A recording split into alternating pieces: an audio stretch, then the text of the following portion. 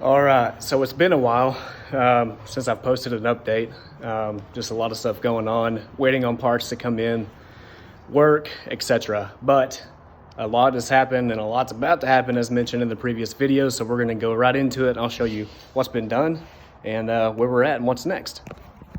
So I put the engine in. The engine is installed. One thing is the bolts are through the engine mounts and the brackets, but they're not snugged up yet. They're not tightened down because I don't have the transmission in still. It's really difficult to do that on your own. So I'm gonna wait for one of my buddies when he gets back into town. And here's the transmission. Also, the reason why I haven't installed it is because I've been changing all of the seals. So every single gasket and seal in this transmission has been replaced. Including the filter. So we have the front seal, we have a rear seal. I changed the speedometer pinion seal. This is where your speedometer cable goes into. I actually had to get a replacement speedometer torpedo just because the seals that they make now, they don't fit very well. And I thought, oh, here it is. So this was the torpedo that was in there before. There was nothing wrong with it except for they don't make seals that fit in these old torpedoes anymore. So I ordered a new one and that took a while to come in. So the transmission is ready. Everything's been changed. I did have to buy a special tool for the shift shaft seal. So this is where your shift linkage connects.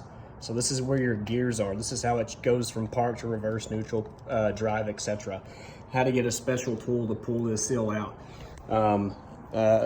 Here is the shiftage cable that goes and connects to the carburetor as well. So the engine is in.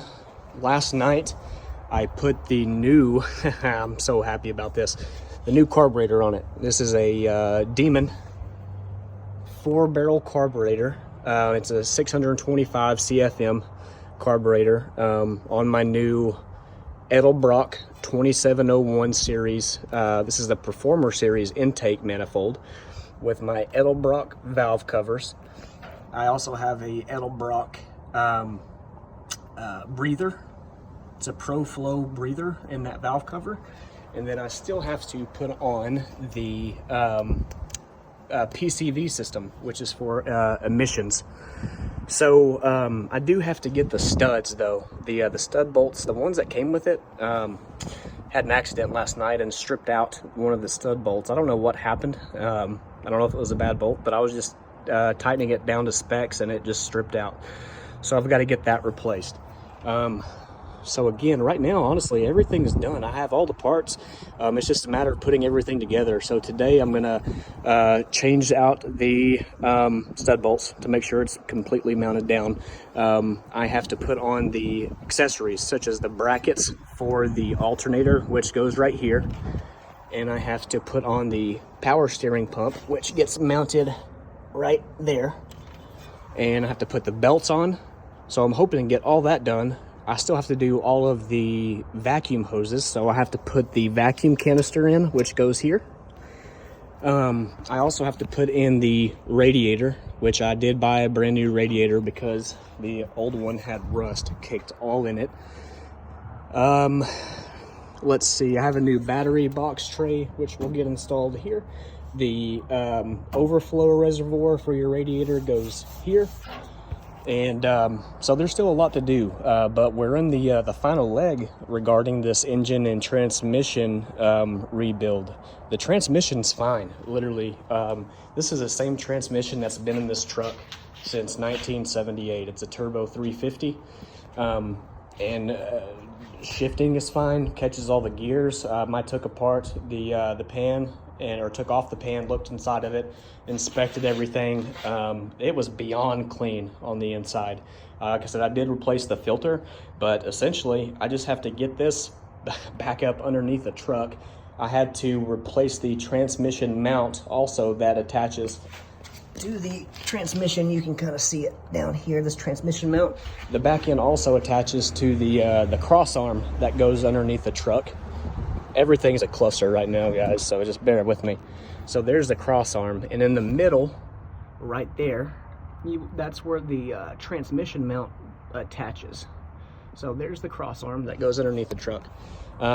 So before I can get the manifold on, the headers, I have to get the transmission bolted down on the engine, because it looks like it lines up, like it will line up all the bolts, but it won't. It needs to come forward just a little bit. But before I do that, and before I can tighten down the bolts for the engine mounts, I need to get the transmission on so I can have some flexibility and move the engine if I need to. So again, that's where we're at. By the way, so this engine, it is a 305 V8. It's been bored 30 over. It has an aftermarket camshaft. It has this new 4-barrel Demon carburetor, which, oh, I'm so excited about. I'm so excited to get this thing going. So that's just an update as to where we are right now. So I'll keep everyone updated as time goes on.